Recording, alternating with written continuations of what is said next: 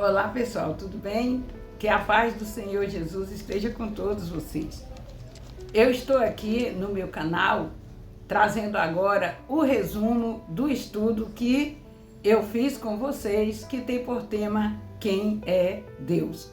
Você que acessou meu vídeo agora, se inscreva no meu canal, curte os vídeos, deixe os seus comentários, compartilhe para que mais pessoas também possam ser alcançadas por a palavra de Deus.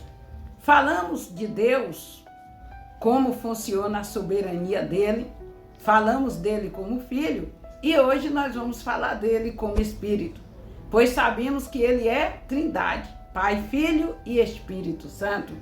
Sabemos que ninguém o fez, sabemos que ele surgiu e ele é o próprio poder.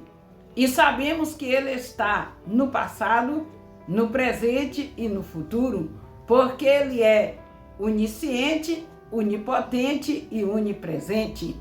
E sabemos que nas mãos dele está todo o governo.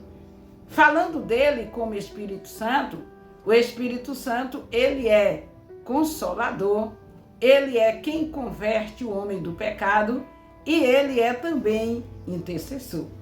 Aqui em João, capítulo 16, versículo 7, diz assim: porém, vos digo a verdade, que vos convém que eu vá, porque se eu não for, o Consolador não virá, mas vós,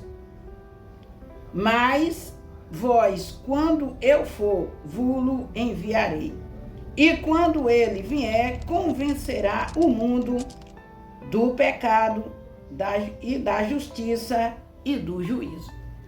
O Espírito de Deus, ele foi nos dado quando Jesus foi elevado aos céus.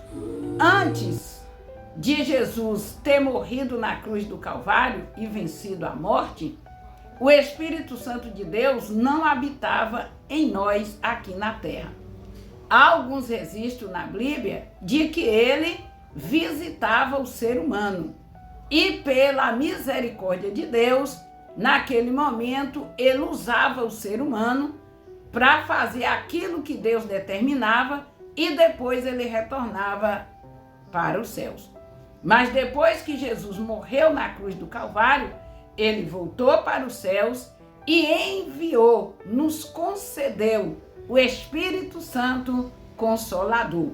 Esse passou a habitar dentro de todo aquele que aceita Jesus como Salvador da sua alma, decide abandonar o pecado e então ser guiado e conduzido por ele. Pois ele nos convence do pecado, nos converte e nos convence da justiça de Deus e do juízo. O Espírito Santo, ele é muito importante em nossas vidas, porque toda pessoa que tem ele também produz os frutos do Espírito Santo. E o fruto do Espírito Santo, nós vamos agora aqui também ver no livro de Gálatas.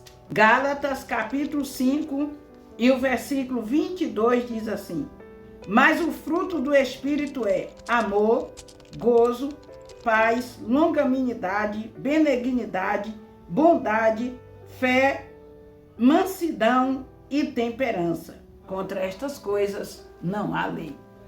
Veja que quando o Espírito Santo de Deus passa a habitar dentro de uma pessoa, essa pessoa então recebe os frutos do Espírito Santo, que são todos esses que eu acabei de falar. Quando estamos tristes, cabisbaixo, sem força para continuar, sem força para andar, o Espírito Santo também intercede a Deus por nós com gemidos inexprimíveis. O Espírito Santo de Deus, ele é santo, santíssimo, que não podemos afrontá-lo e nem confrontá-lo e nem blasfemar contra ele. O Espírito Santo de Deus, ele é perfeito em todas as suas ações.